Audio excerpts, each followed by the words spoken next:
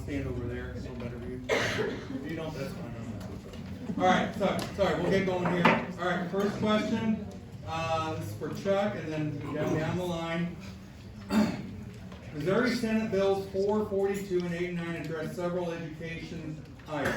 One provision of these bills allows parents and guardians, quote, to inspect materials provided to their minor child within 2 business days upon request, including but not limited to curricula, books, source materials, and other instructional materials. Should parents, guardians have the right to review all upcoming curricula, books, etc. that are assigned for their child's children? Yeah, thanks. I'm not really familiar with that bill. It was in '89, you said? 442 and 89. Those are Yeah, but I absolutely believe that. I spent 8 years in the Missouri House of Representatives, 6 years on the Education Committee. I chaired the committee for 3.5 years. And we try to advance a lot of parental right type of legislation. We're unable to get it done because of a lot of reasons. But I'm very confident the legislature is going to act this year. There's a very good bill. It's already moved out of the Senate already. It's down in the House waiting action. But I absolutely believe that parents have every right to know what is in front of their children, and that is not being done at this time. Matter of fact, the school board has treated some parents very, very wrong, and that needs to stop. It should not be happening. One of the people that's right here, Marissa Hagler, had the microphone turned off on her and he walked out on her. That should not happen in this country. So I'm going to call them out for that kind of stuff, and it needs to stop. It should never happen. Would you read that? Yeah. 'Cause I'm not sure I'm not fully familiar. Yeah, that's fine. Yeah, okay, I'm rereading the question. Missouri Senate Bills 442 and 89 address several education items. One provision of these bills allows parents and guardians, quote, to inspect materials provided to their minor child within 2 business days upon request, including but not limited to curricula, books, source materials, and other instructional materials. Should parents and guardians have the right to review all upcoming curricula, books, etc. that are assigned for their child? Well, it appears to me the way this is stated that this would be materials that are already in existence, and therefore there should be no problem at all in providing this information to parents in that time frame, in my opinion. I mean, if you're providing it to the student to have them do work and to learn from it, it is in existence and therefore should be easily available to the parents. So absolutely, I just said educating our students is a collaborative process. And so parents, students, and teachers are all part of that process. So, yes. Okay, thank you. I'm not really interested in rules being set in our school district, down in Jeff City or anywhere else, because I'm more interested in what's going on here in our community. And of course, parents have rights to understand what's going on in our school district. And that's why we have the public school board. That's why we have our PTO organizations in all of our schools. And I have yet to meet an educator who wasn't eager to talk to a parent about what's going on in their classroom. I also have kids who are, one who's in West Boulevard Elementary in 1st grade, another one who will start there in kindergarten next fall. And I have a great relationship with all the people that work there. Every time I walk in, I can feel the love and care that everyone in the building has towards my child. Of course, parents have rights, and also the children have rights. That's what this is all about. They have a right to self-determination and self-actualization. And also our educators have rights. Our educators have rights to safe working conditions, and you need to keep that in mind as well.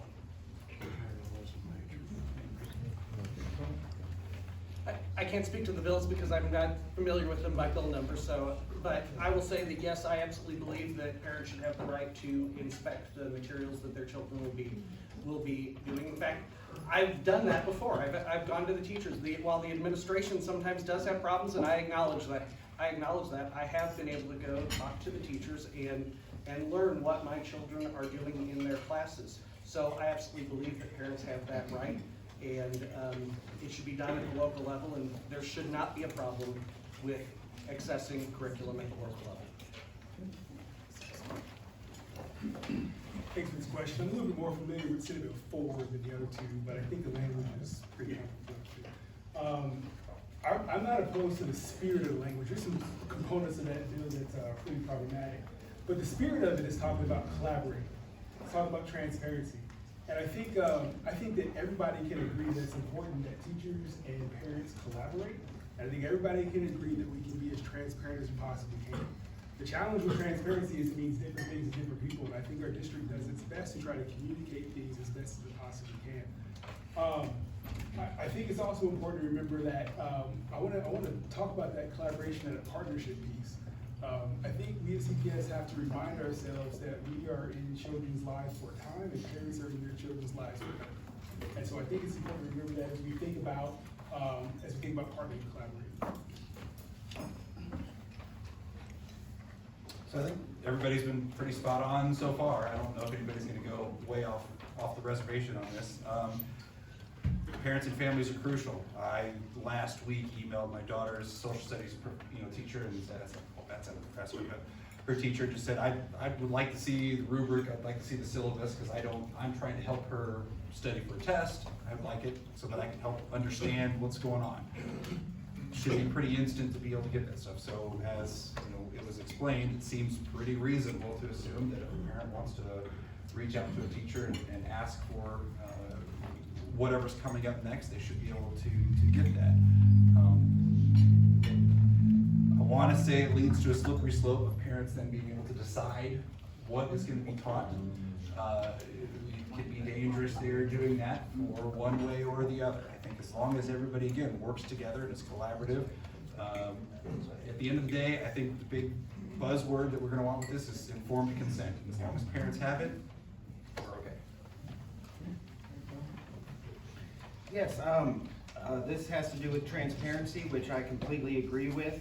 An example of where this probably needs to come into play is we actually had a situation arise last year in the district where there was a puberty lesson, 4th grade puberty lesson, or a sex education class that had some videos that were inappropriate that showed homosexual fantasies that might give a child an erection. So we notified the district to get that lesson plan from the district, and we were stopped. We actually did a sunshine request, and it ended up, I think it was around $300 and something, which I didn't have the finances at the time to get it. So transparency for this district is important, and there are examples where that law would be applicable in the district, but we also want to make sure that we don't overburden teachers with it. So, thank you.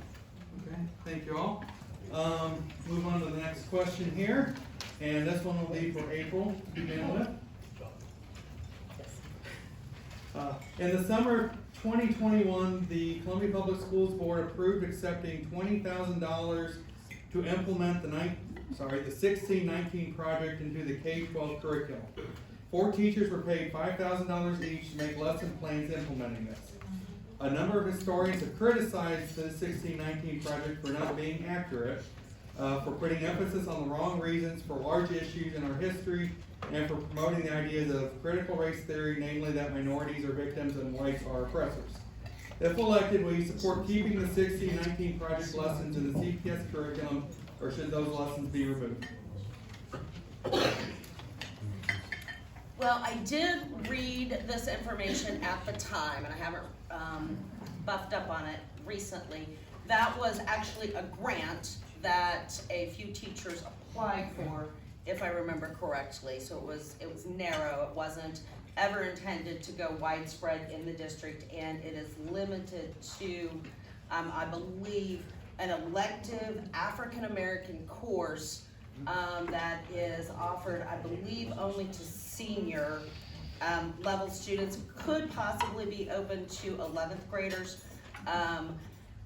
And I believe in that context, it may be appropriate. I also don't believe we should be teaching anything that causes any one group to feel that they are less than any other group. If we are teaching any topics that cause that, we are not teaching that topic correctly. Okay, thank you. I find it often when we talk about these issues of equity, we think about them and talk about them in ways that emphasize each person's individual responsibility to solve all these problems. And I'm not really interested in that.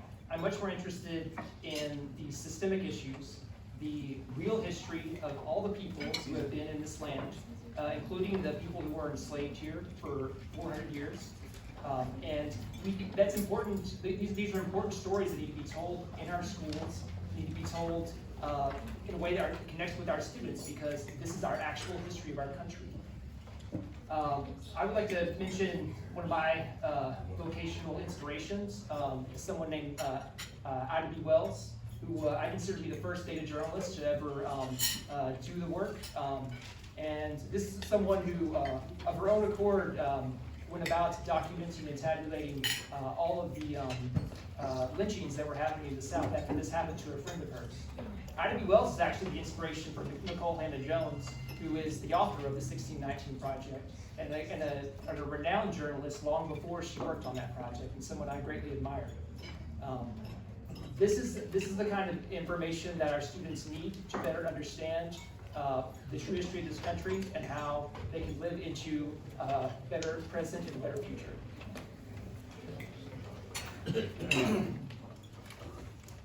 I haven't actually reviewed that grant, but I believe in teaching all aspects of history. My original degree was actually going to be in social studies education. I had a professor who said, Paul, when you're teaching history, you have to teach it from all perspectives. Don't just teach it from the winner of the battle, teach it from everybody who was on that battlefield. Teach it from the people who won and the people who lost. I believe in doing that when teaching children. I believe in teaching facts. I believe in teaching from all perspectives when we're teaching history. I just want to challenge the premise of the question a little bit, because you said it was to implement. The grant was to review the curriculum, and also the 1619 Project and critical race theory are distinctly different things. And so I just want to make sure that we're clear on that, we're not conflating different things. And actually, this was a good example of transparency. It was a good example of the district following its policies. Anytime we are going to think about implementing any sort of curriculum in this district, it has to go through a review process and it has to be made public, which this was done. And so I just want to make sure we're clear on that. And also, we're talking about history from different perspectives. At the end of the day, our responsibility is to develop critical thinkers. Every one of us wants to have kids that go through a system that they come out better and able to continue to think about things. And so to be able to get information from a different perspective helps develop those critical thinking skills. So yeah, again, just really clear, it's a good example of transparent processes. It's a good example of the district following its policies. And 1619 Project is a historical perspective. Critical race theory is something that's taught at the graduate level, distinctly different things. John, before you answer, just real quick, please turn off your phone, make them silent, and then keep the noise down as best as possible. Can you reread the question? Yes. Real quick. In the summer of 2021, the CPS board approved accepting $20,000 to implement the 1619 project. And as Chris said, he took issue with the term implement. Into the K-12 curriculum, 4 teachers were paid $5,000 each to make lesson plans. Implementing this, a number of historians have criticized the project for not being accurate, putting emphasis on the wrong reasons for large issues in our history, and for promoting the ideas of critical race theory, namely that minorities are victims and whites are oppressors. If elected, will you support keeping the 1619 project lessons in the CPS curriculum, or should those lessons be removed? So I think right now, 1619 Project does not necessarily be taught in schools. I've read the book. It's fantastic. I've read Howard Zinn's A People's History of the United States, which was basically this version of this 30 years ago. Every few years, every decade or so, a history book is going to come out that everybody's going to just kind of get in an uproar about, because it's going to tell a side of history that we don't normally hear. No, I don't think that kindergartners and first graders and second graders should be hearing some of the stories and things that happened in the 1619 Project. Yes, I do think that our high schoolers should be learning other perspectives and other ways that history happened. Paul mentioned it. History is written by the winners. learning about history from the other side is important. I would recommend reading the book to everyone in this room if you don't have the time to read the book, because it's a gigantic book. There's a 6-part series on Hulu. They take 6 sections out of the book, about hour-long episodes. It's just a fantastic telling of history from a perspective that we don't normally hear. John? Yes, the CRT at CPS is reality. There's, it's actually part of my campaign and it's on my website. There's the equity theory of change that talks about oppression and oppressors, privileged and not privileged. The district also does teacher training, which uses a social identity matrix that also shows which social groups are privileged and which ones are oppressed. The audit that actually came out showed that that teachers and employees are actually treating students differently based on their race. And I think that's a side effect of this oppression and privilege ideology. There's nothing wrong with teaching history, but when you teach it always through a oppressor or a privileged lens, it can divide the country. Okay, John? Yeah, thanks. I think there's a coincidence here that he said summer of 2021. That same summer, at the end of June, beginning of July, the NEA passed a resolution at their national convention. And it basically said that they were going to teach CRT in public schools all across the country, including the 1619 project, and they were going to fight every effort by any legislature to ban it from our public school system. So I think it's kind of a coincidence that those both happen relatively at the same time. So the public school district is pushing this, like John said. They are teaching the teachers how to teach this stuff, and that's one of the things they're hiding. They will not release the contractual agreement they have with the organization they hired out of St. Louis to teach the teachers how to push this on our children, and it needs to stop. I'd like to point out something real quick. My dad's here, 95-year-old Ben Basie. Thank you for being here, Dad. I'm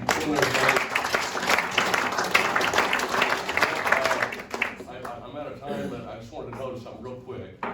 3 of the candidates went past their time, and we didn't call in law enforcement to have them escorted out like they did a 20-year Army veteran at the public school board of education a while back.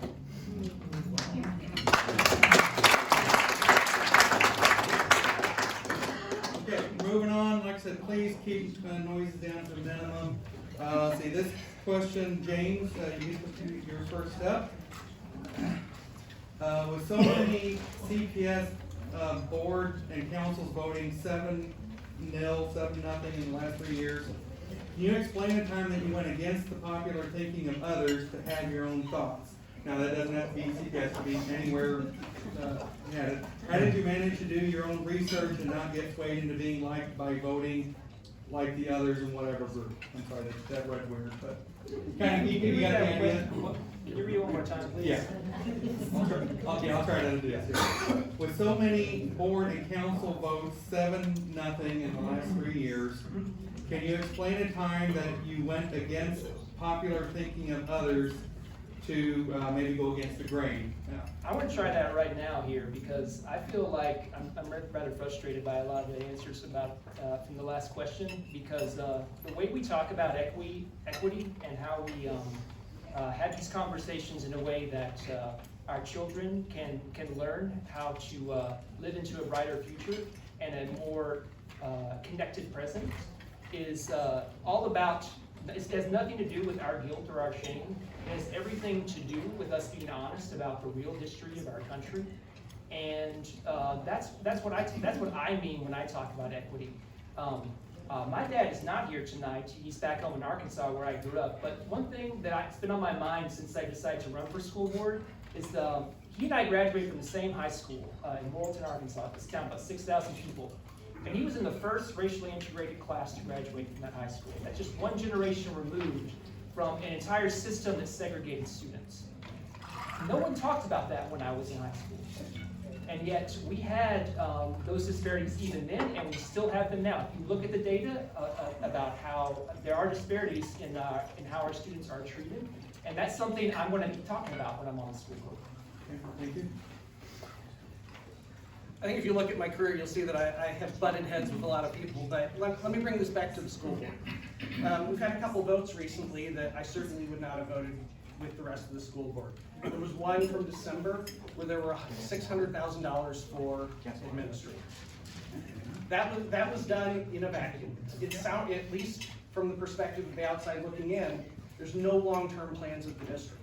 We need long-term plans for the district. We need to not make decisions just here and there.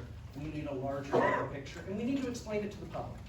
And that's what I'd like to see on the board. I'd like to see those long-term plans. I'd like to see those plans for the district and how we move forward. I would have voted to table that $600,000. Another one is a coffee contract. There's at the administrative building. There was $15,000 for coffee at the administration building when the teachers have to pay for their own coffee. I would have voted no for that. So I'm out of time.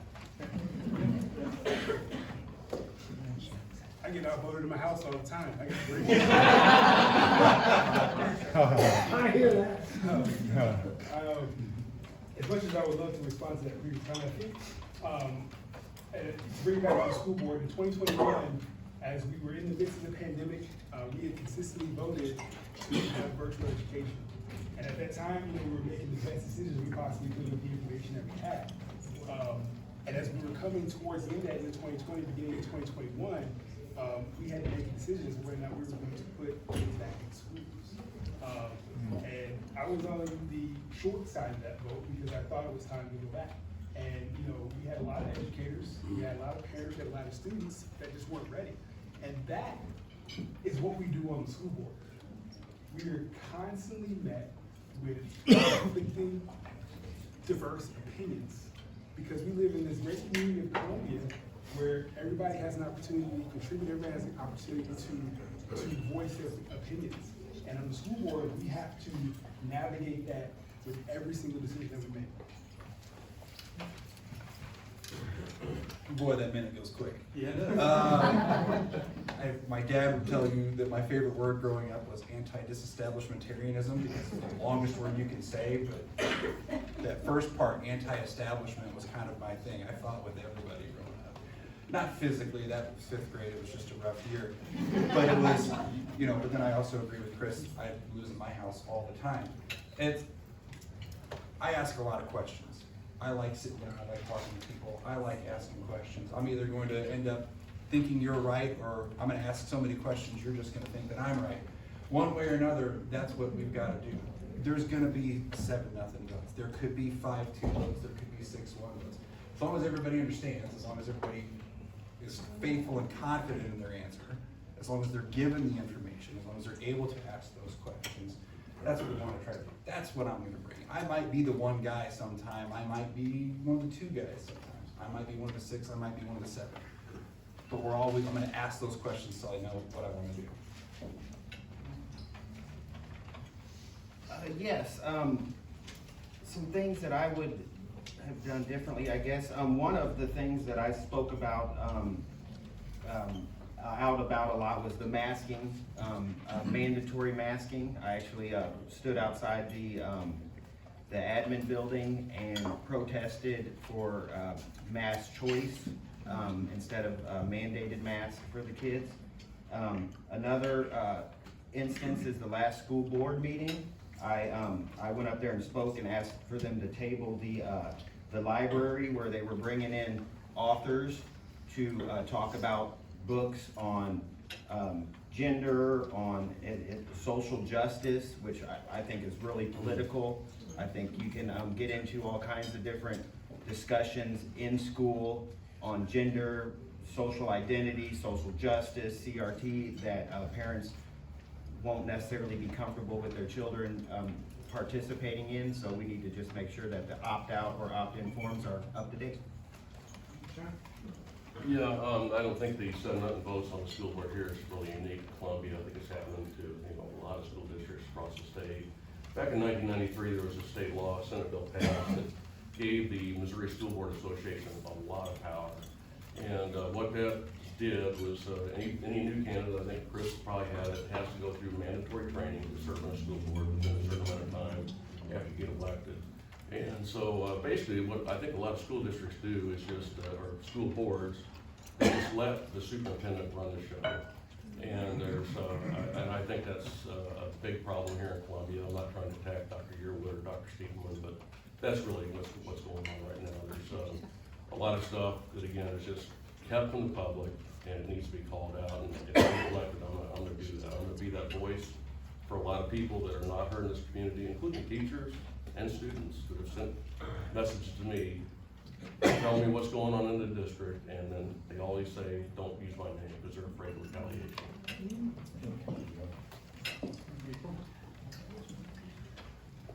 I have lots of examples.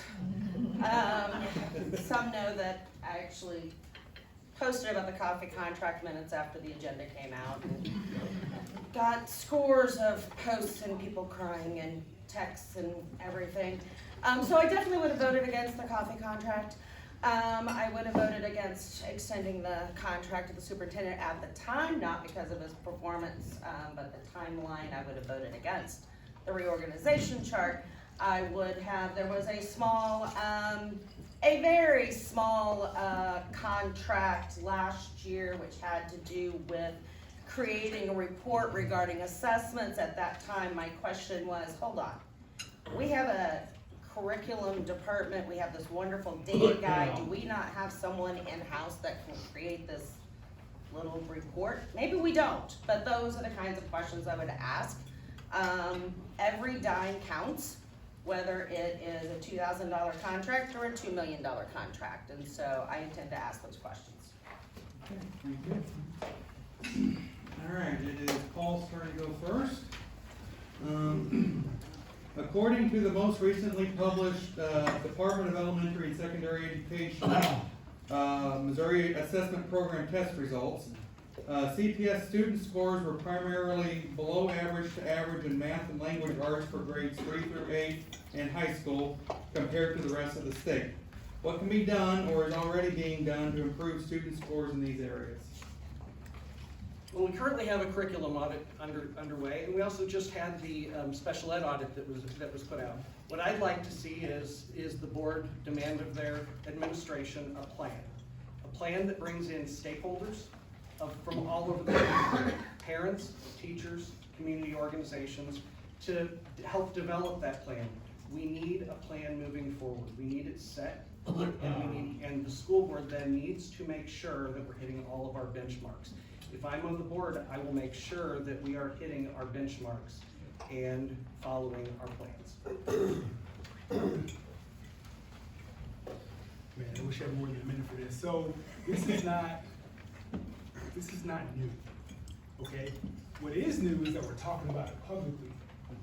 The results that we're seeing didn't happen within the last X number of years. This has been a historical, systemic problem, right? And it's bigger than the education system. And so, what are we doing though, right? We're talking about this publicly. When's the last time you guys came to a school board meeting where we set a comprehensive school improvement plan, and we're gonna have conversations about said plan over the next 5 years, and it's gonna be achievement focused? We're putting in front of you the exact data that we put in a corner inside of our website for the last X number of years. So we're talking about this stuff publicly. We're completing curriculum audits, we're completing special education, we're listening to other folks that are helping us to figure out how do we navigate and get better for all of our kids. Because for the longest time that data has been affecting kids that don't always have the same privileges that a lot of the folks in this room have, myself included. So this is not new. All right, thank you. COVID was terrible for about 10,000 reasons. A lot of terrible things came of it. One of the best things that probably came of it is way more people are getting involved and asking questions and showing up. There's a group that has a couple big members in here, 1,500 people that work on everything that we can for the transparency and the accountability of the school district. I don't know if that group would have existed in its form now if it wasn't for the pandemic. There have been families and parents who have been working tirelessly. Our Wakefield is one, doing lots for our community members and our students who need the special help. More and more people are starting to come out of the woodwork for it. That's what's going to help out these test scores. More folks getting involved. That's what we need. Everybody, if this is a collective effort, we've got to work together to continue to move scores up and move everybody forward, get everybody prepared for life after graduation.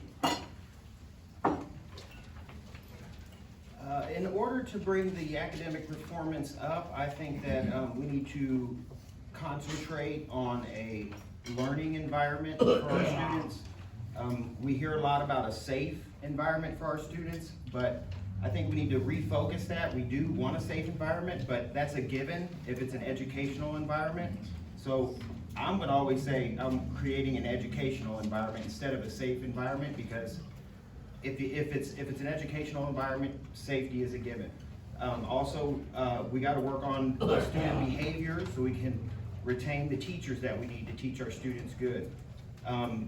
The student behavior in the classroom is driving teachers away, and also driving bus drivers away. We have to get our kids to school in order for them to be educated. And so there has to be some major implementations on behavioral issues at the district, and also taking into consideration the audit that just went through the school board meeting last week, and there's a lot of great ideas in there, and I would follow that a lot. Yeah, as it's already been said, the decline in academics has been going on for years. And it's very, very hard to find on the DESE's website. It's almost impossible. So the Show Me Institute has a new website, moschoolrankings.org, and you can get some really good details. So, but like Mr. Horn said, I wish I had more than a minute to talk about this. I talked about this at my fundraiser the other night. If you look at the last scores available for low-income students, that's 45% of the district, by the way. In mathematics, 13% of that population is proficient or better. So that means they're pushing out 87% of the low-income students into society not educated. And they hardly ever talk about this, but it really came to surface when COVID hit. I think the only good thing was with COVID. But anyway, we gotta do better. We gotta do better for all our children. So. Yeah, again, like Chuck and Chris said, our achievement has been struggling for 4 years. Some things that the district is attempting to do at this point is they implemented the Tutor Me contract with ESSER funds, and I know that some students are using that. I'm looking forward to a report on how that has been successful, or if it has been successful. I know they granted some additional funds to Grade A Plus to provide some tutoring, and there is additional after-school tutoring happening in our buildings with content teachers. Every month at work sessions, they are giving additional achievement or assessment results. So I'm looking forward to reviewing those from 2 Mile Prairie and Fairview this month. But I agree with the special education audit. I'm looking forward to a detailed plan, and I can't wait to see this curriculum audit that I think we contracted for 6 months ago or more. There are lots of preconditions for achievement. Among those are being able to get to school, transportation, being able to pay attention while you're in class because you're not hungry, you got a good night's sleep the night before, and feeling that kind of support that we would hope all of our kids would have outside of school, but not all of them do. The special ed audit that came out, it was there in black and white, how often we refer our black students to special education. And I'm looking very much forward to this audit that's coming out for the curriculum as well, because as was said up here earlier, these are systemic issues we're talking about, and they are going to require some systemic responses, not for us to try to fix immediately, but for us to tend to over the long haul. As someone who works in strategy with data, the one insight I would share with all of my clients and with we bring to the school board is that we need to remember that data is not destiny, and we have to hold these conclusions lightly. Good, thank you. All right, next question. Chris, you're up first. Okay, this is for me personally. I recently visited CPS's website and I noticed the latest communication plan posted was from 2010 to 2015. This plan didn't even include several of the new schools that had come on board. I'm not saying that's the current plan, I'm just saying that's what I found. I believe that having extremely outdated, publicly accessible files such as this hurts CPS's transparency and overall communication. What one action item do you propose that would help improve transparency and/or communication between the district's administration and the school board and parents and concerned citizens of the district? Yeah. I mean, I couldn't agree more. We can always improve our communication. We have to go back 2 weeks to recognize that. An action item that I would propose is making sure that we can clearly articulate who is accountable for what. What is the board accountable for? What is the superintendent accountable for? What's operational in nature? What's governance in nature? And we have to do a really good job of making sure it's crystal clear that everybody knows what those responsibilities are, who's accountable for what. Because when everybody knows that, then when we come across concerns, we know exactly who we need to go to. Is this something I need to take to the board? Or is this something I need to address with the teacher? But more importantly, when we have solutions, we have opportunities for improvement, we know exactly who we need to go to. And we have a better understanding of how to get those solutions implemented. And so, very clearly, crystal clearly articulating who is accountable for what. Well, number one, that's hilarious, that hold on there. And it's sad at the same time. I mean, obviously, the first thing I would do is make sure that all of that stuff on there is up to date. It's 2023. I mean, things are way different now than they were 5 years ago, 10 years ago, 20 years ago. We've got to modernize. Chris said it, I'm gonna echo it. We almost need a school board for dummies, sort of something to get out there. If nothing else, for me, running the last few weeks has been super educational. I've learned a tremendous amount about how the school board works, how the school district works, and my wife has taught and coached in the district for 17 plus years. There's a bunch of stuff that I've learned in the last couple of weeks that it's like, man, if everybody knew that, things would be so much better understood. There would still be questions, yes, we still want those, but we've got to get, the school district has got to get better at explaining how things work, allowing outside folks to come in, ask those questions, to give that information freely and openly soon after it's asked. Yeah, I remember, I think it was about 6 months to a year ago that we actually updated the website, so I don't know where that information comes from. I hope that we have somebody looking into that, because I know we spend a lot of money on it. Also, as far as communication from the district, it has been an issue since I've been dealing with the district for the last 2.5 years. If it has to do with, like one instance, there was racially insensitive signs put on water fountains in a high school and done by a student for a social experiment, and none of the parents were made aware of the situation, and there was an email sent out for the students to contact people or teachers in the school, and didn't say anything about contacting their parents. So we need to bring parents and educators together to create a better communication flow. Yeah, it seems like it'd be a pretty easy thing to fix. You know, that district office, if you look at the size of that, surely they got a tech department in there to take care of that pretty quick. But maybe they're too busy at the coffee machine getting their free coffee. Well, Chuck, you'll be interested to know that the IT department does not take care of the website. Actually last December in a meeting with Dr. Yearwood, he said to me, oh, April, you're gonna help us with our website, and I'm still waiting for Michelle to contact me on that. They were working on the new rollout of the website. I contacted our head of IT, who informed me that communications, Michelle Bonstark, is in charge of the website. Just today, I let Michelle know of 3 places that don't work. I went to another page where there's no information. I've been told from 2 department chairs that they've removed stuff from the website because they can't put Google Docs or PDFs there because of the visually impaired something.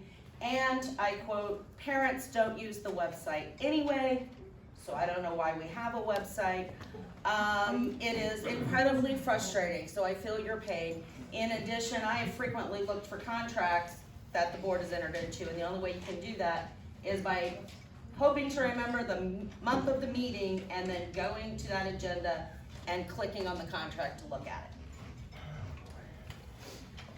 I've spent a lot of my career making public information more available to the public and accessible. That's what I did when I worked for the California Pacific Day Coalition when I was at the University of Missouri, and also as a professor there who taught data journalism. Websites are my favorite example of why accessibility design really matters, because when we design websites in a way that is takes in consideration those challenges for those who have the greatest barriers to access, including those with visual impairments. It turns out that the websites actually perform better. They load faster on slower networks, and everyone benefits from that. That's the kind of insight we need to bring to everything we do when we're talking about what goes on in our school district, especially our communication. So many issues with transparency. I'm just going to focus on financial transparency. We can't get at the financial data for the district. For example, I tried to figure out how much we're spending on attorneys. I couldn't go to the website to figure out how much we're spending on attorneys. I went to the meeting minutes. The meeting minutes typically have a line in it that says there are so many 100 pages of bills, but they don't have a PDF for that. How do you get this information? You have to go to Michelle Baumstark, who is the custodian of records as well as being in charge of the website, and ask for the records. Takes more than a week for something that you should be able to go to the website and search. I'm advocating for an accountability portal so that if somebody like me wants to go and figure out how much we're spending, we should be able to search for the vendor and know immediately how much we're spending. We shouldn't have to wait 2 weeks for a sunshine request. Thank you, Paul. John Lyman, you're up next here.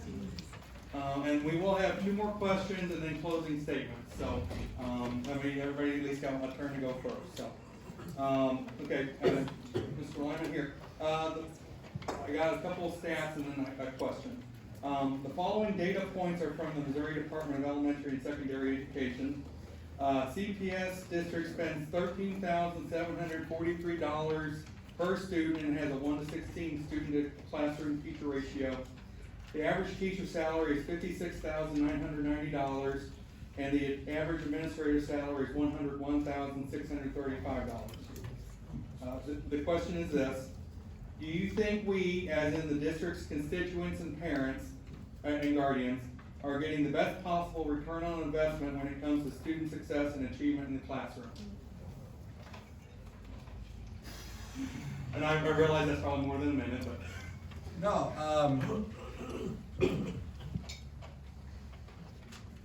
man, there's a lot to go on there. Yeah. 16-1. I know that I don't know my one who's been teaching, like I said, for 17 years has ever had a 16 students in her classroom, ever. We're north of 20 usually all of the time. So, I mean, I guess if you're adding in all the other paras and everybody else that are in classrooms, that's gonna help drag that down some. But no, we're not getting our return on investment. I think is the easy answer. It's gonna be easier to say no than it is to say yes. Test scores. any number of other things that we could look at.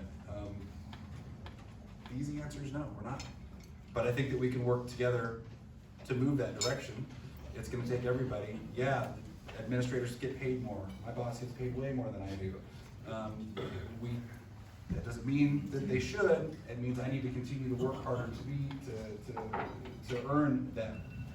But 13,000 per student That's what Desi asks. in our district. Yep.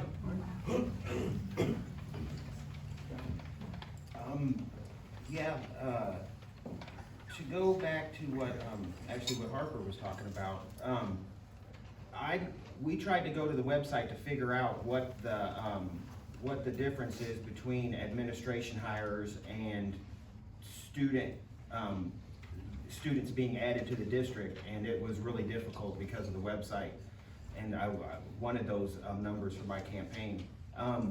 But as far as state data on that, administration has, I think it's like 400 or 500% administration hires compared to student enrollment. So there's definitely an off balance when it comes to state. I would like to know that local information for here, but there is a disparity, and I think that we need to take some of those administrators, if it's 400% or 100%, take away their pay and give it to the teachers. Chuck, before you answer, in case my numbers are wrong, I apologize in advance, but that's what I would thought, so, okay, Chuck. Yeah, I think it's a little off. Desi's got a problem with updating their information as well. Okay. But, that website talked about mostschoolrankings.org has Columbia at a little over $18,000 per student. So it's, and that's gone up considerably over the last couple of years. Anyway, I think there's a lot of room for improvement there. There's two recent surveys coming out from the teacher groups. I just discovered the NEA had a survey of their teachers. Pay is important, but it's not the biggest problem that the teachers complain about. Discipline and lack of support from the administration and school boards. And that is what's driving the teachers away from this district and other districts. So we gotta do a much better job supporting the teachers and let them teach and start cracking down on the kids that don't wanna behave in class, and huge problem, and that's coming from teacher groups themselves. Speaking to the teacher ratio, 1 to 16, I've actually asked Helen Porter about this, and then actually advocated for something for 2 years. The 1 to 16 ratio is the number that DESE requires, and it includes all of our district classrooms. So you have district classrooms that might have 8 students in there with 1 teacher, and then you have a classroom with 2 teachers and 60 students. And so you have classrooms with 30 kids, 35 kids in core classrooms, and so I've asked for breakdowns on what are core classrooms, things of that nature, but we never get those numbers. Whether we're getting a return on our investment or not, it's cheaper than college. That's saying a lot.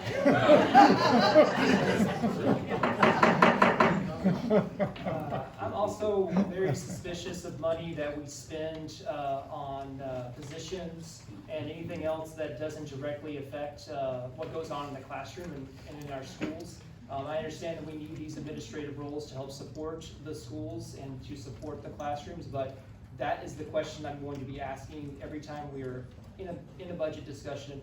How, for someone to explain to me how we're gonna, those dollars go from how we're spending them to affect and impact that learning environment. What I keep hearing from teachers and building admins when I talk to them is we can't hire enough people to do the work of getting our kids to school, subbing, being paras in our schools, and also, all the other support that we have in our buildings. And this is where I believe we need to be paying more attention in terms of where our money goes and how we get a better return on our investment. I feel that budgets show our true priorities. I feel that as a public institution, we need to account for every dollar, we need to account for every penny. So what are we doing? We are spending money on administration, coffee, a nature center. Where's our best return on investment? Our best return on investment is behavior supports in the schools. Our best return on investment is additional support for our teachers at the lowest levels. That's what we should be focusing on, and that's what I would hope that we focus on if I'm there. Again, budgets show our true priorities, and I think our priorities are off. All right. John Potter? Oh, I'm sorry, go ahead. I'm sorry, Kirk, I'm sorry.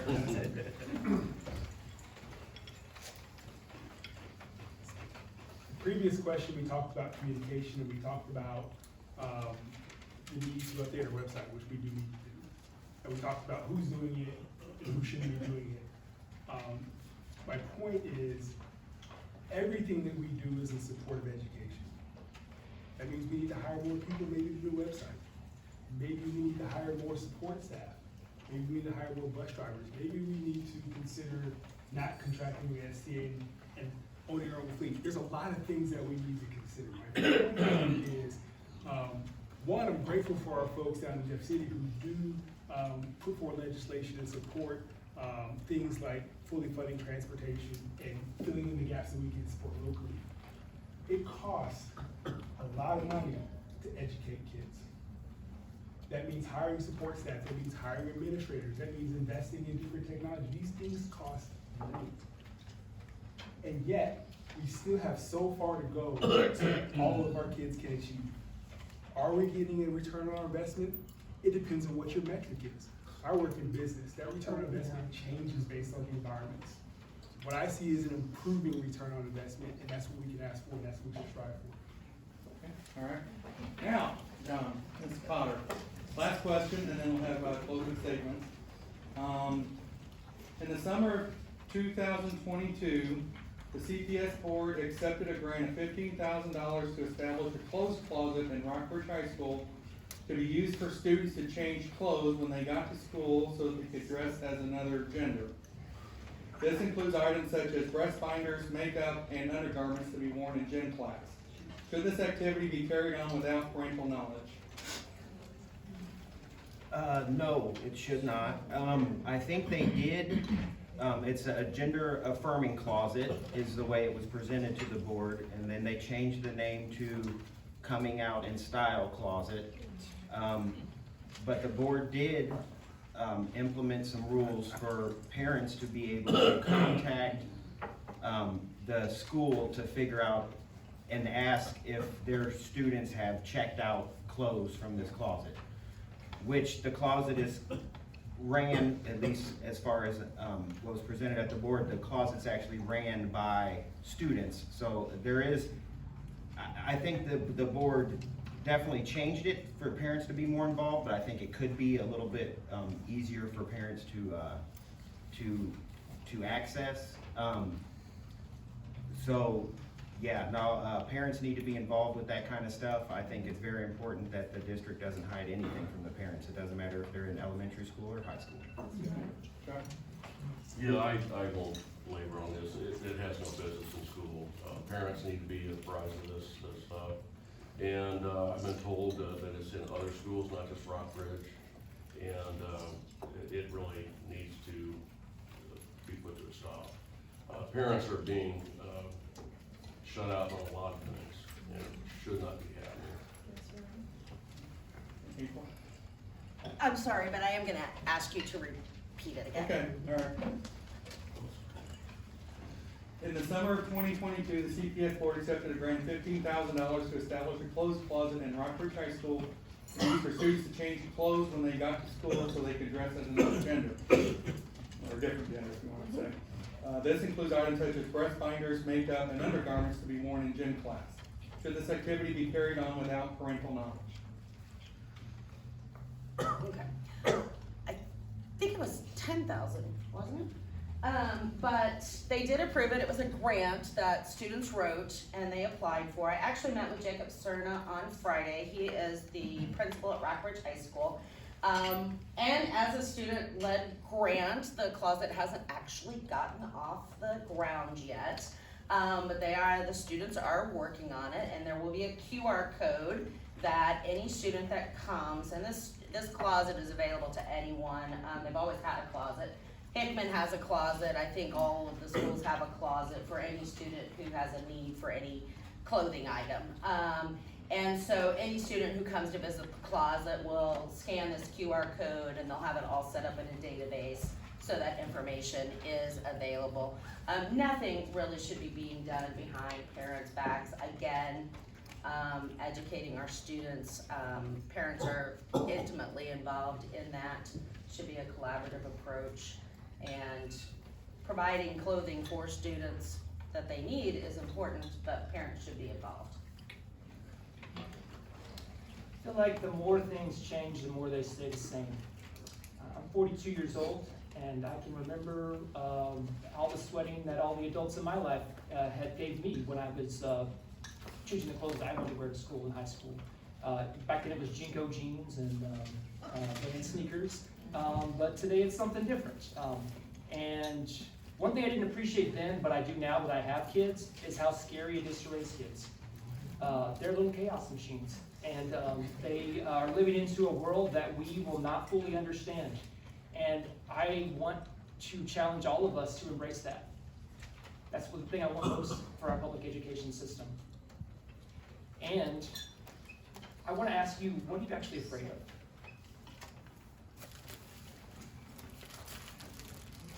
Now, this is a grant I did read. The grant actually was started by an LGBT student organization, and that grant explicitly says it's for all students. All students who are in the school. It was known by everybody. There's plenty of support. It had to go through the school district. It was known. There was nobody hiding anything here. But it's for all students. It's explicitly in the grant that it's for all students. We need to stop being afraid because somebody says something and tries to get some media together, because we need to read the grants. It's for all students. Yeah, I'm gonna start and finish with the same phrase. In return to a previous statement I made, teachers, educators, administrators are in students' lives for time, parents are in students' lives for a lifetime. But we can't forget that. So a little peek behind the curtain, this was the Gay Straight Alliance, a student-led organization. They put together the grant. They went after it, they found the money, and they wanted to go pursue it. The original rendition of that grant did have some problematic language. It did have some language that suggested that kids should be able to access this closet without their parental consent. And that was something that the board knew was not okay. And so we asked the administration, we asked the student sponsor at the building to say, hey, look, we support this student organization and everything that you guys would do. There's some problematic language here. And so if you want to revise that language, great.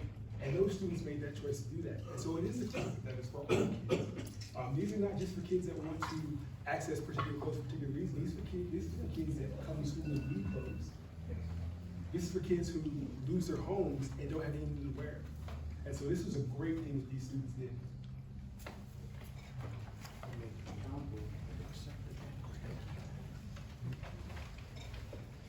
I think we're talking about informed consent again, and making sure that parents know what's going on in schools. As long as parents are asking the questions, they should be, have every right to know what's going on. That starts out at home, making sure that you're talking to your kids. My favorite thing to do every day for dinner is to sit down and ask my kids, what happened at school today? How was school? What'd you learn? Parents, this is not a statement on parents being bad or anything like that, but just being involved and knowing what's going on in your students' lives. The closet being available for everyone, excellent, be available for everyone. I can't remember the kid's name, but he came to school and he smelled like smoke because his house literally burnt down the night before. And luckily, they found some stuff, and he was able to, it was right where the Drury Inn by the mall opened, and he got to stay there. We were all jealous because he got to stay at the new mall, or at the new hotel, but these sorts of things need to be available for our students. If at the end of the day, there's an LGBTQ student who goes in there and puts something on that makes them comfortable, that keeps them safe and keeps them alive, keeps them from hurting themselves, then I'm okay with it. And that's, the end of that. Okay. All right, well, that concludes the questions. Each candidate will have a minute for a closing statement. Before we get to those, I want to mention that Chris and Chuck brought signs, so if you want a yard sign, please take those on your way out. I appreciate everyone being real quiet, and so we can get to, we got as many questions as we can to, so I really appreciate that. We'll just go down the line here on closing statements, so Chuck, you go first. Yeah, I want to thank everybody for attending tonight. Thanks to the Pachyderm Club. Mike, you did a good job.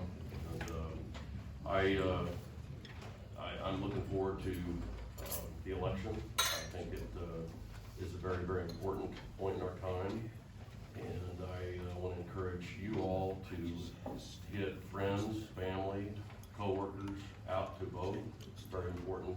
We need to get a big turnout. And hopefully we'll get some changes occurring in the school district, because it is drastically needed. But thank you all very much for being here tonight. I want to echo what Chuck said. Thank you very much for having us here and being able to come and speak to this group and share a little bit about what we want to see for CPS. I feel like my life working in our schools is just simply a passion that I have and can't imagine doing anything else. And I feel that as a board member, it is vitally important to take the role seriously and invest the time that it's needed to research the decisions that need to be made for the votes that I need to make. So if I have questions, I intend to ask them to make well-educated decisions, and I'm not gonna have any problem voting a no to a $1,500 contract or a $1.5 million contract if I don't feel comfortable with it. So I hope that you all come out and vote. If you'd like to learn more about me, April4CPS.com or on Facebook, Twitter, and Instagram. I want to say thank you to the Pachyderm Club for inviting me. Thank you, Connie, for the invitation. Thank you, Mike, for the moderating. Thank you to all the candidates up here for the discussion, and the audience for listening and your attention. My name is James Gordon. I'm running for the Columbia Public School Board. And again, I believe that we have a communal and generational responsibility to provide an equitable and accessible learning environment to all of our children. If elected, I will bring leadership that listens, and I will move at the speed of trust so that we can attend to the problems that are actually facing our school district. Please remember to vote on April 4th.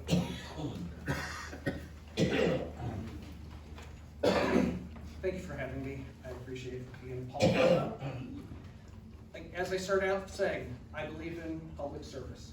I believe in public education. We do have some hard times ahead. We've got some hard decisions to make as a board. We need to align our priorities and our financials. I believe that I'm a good candidate to do exactly that.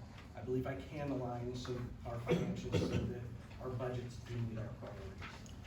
I believe I can improve transparency. I believe I have a record of that in my professional world. Paul Harper for CPS, if you want to know more about me on my website, on Facebook, I would appreciate your vote. Thank you. Thank you to Pachyderms for having us. Thank you all for being here. I mean, you couldn't do anywhere but chose to come here. I appreciate the concern you guys have for our community. Governance. I mentioned earlier, we gotta know who's responsible and accountable for what. And the school board is responsible for making sure that we have the infrastructure in place, facility administration, go out and do things and ensure that we have finances, like making sure we have consistent assessments from K all the way through 12. Continuity. We got 27 years of experience right now currently serving on the school board. On April 4th, that's gonna drop down to 12. It's only gonna drop down to 12 because you guys can go for me. But if you don't, we're gonna drop down to 9. Okay, continuity is important. It takes a long time. It takes a while to learn what we're doing here, which leads to experience. This requires commitment. This vocation requires commitment. And not only commitment to understand the decisions that we're making that impacts the everyday lives of everybody in this room, quite frankly, but the experience to understand what our policies say, what state laws say, how they inform. Lastly, stability. I'm somebody that invites and nuance the decisions that we make. I put what's in the interest of the district above my own self-interest, and that's an absolute requirement. So April 4th, I hope that I do enough to early vote. Thank you for coming out. Thank you, Mike, thank you, Connie, thank you, Mr. Basie, for your service. I mean, that jacket's awesome, so. I love events like these. It's great to get out and talk to people. Websites and emails and everything are great, but getting out, sitting down one-on-one is really where it's at. I say that, and when I say, go to John Lyman for CPS School Board on the Facebook, you're gonna find my cell phone. It's this one. I didn't go get a new one. It's this one. If you go there right now and dial the number, it's gonna start ringing. It's gonna be me. I'm gonna answer. Let's get together. Let's have a cup of coffee. Bring 4, 5, 6 friends. Let's sit down and chat. I think everybody, these are all super well attended forums. Everybody has been to every forum so far. That's how this is gonna work. We've gotta continue to move our district forward. We have to do it together. That's the only way this is gonna work. I wanna hear from everybody. If I end up with a seat on the board, I'm gonna wanna talk to the other folks who didn't, because they've got some great ideas. I've heard a lot of great ideas from everybody. That's how we gotta do it. We gotta do it forward. We have to do it together. Thank you, and MIZ. There we go. I knew somebody would do it. There we go. I'd like to say thanks to the Pachyderm Club for providing this wonderful forum for our voices to be heard. I want to share my experience with the board meeting last Monday. I think it was the first time that I actually felt like, in general, that the district was admitting that there are some issues in the district. That it was the first time that it felt like that change is on the horizon for the district.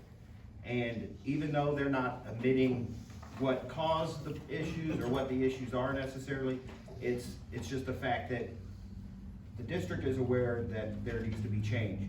And in order to bring that change, I think you should vote for me. I've been tackling a lot of these issues for the last 2.5 years in the Transparency and Accountability Facebook group. And if you want change, you have to vote for the person that's been advocating for it. Thank you. And